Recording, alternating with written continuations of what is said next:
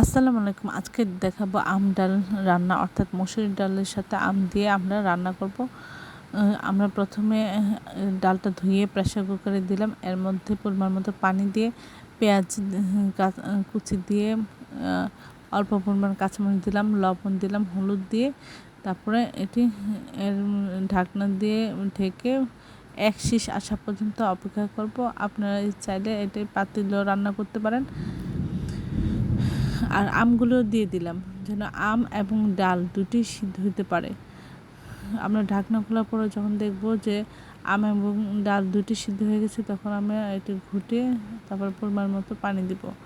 সবাই আমার চ্যানেলটি লাইক, কমেন্ট, শেয়ার করবেন, সাবস্ক্রাইব করে নেবেন, তাহলে আমার এই ধরনের ভিডিওগুলো আপনারা নিত্য নতুন পেয়ে যাবেন।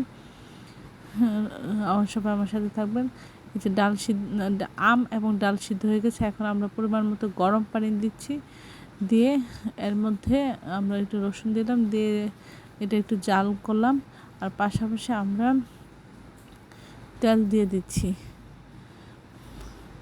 একটা মসুর ডালে একটু তেল বেশি লাগে। তেলের মধ্যে একটু পেঁয়াজ দিলাম, রসুন ছেঁচা দিলাম, দিয়ে একটু লাল লাল করে দিয়ে আমরা রান্না করে ফাইনালি করে ফেললাম।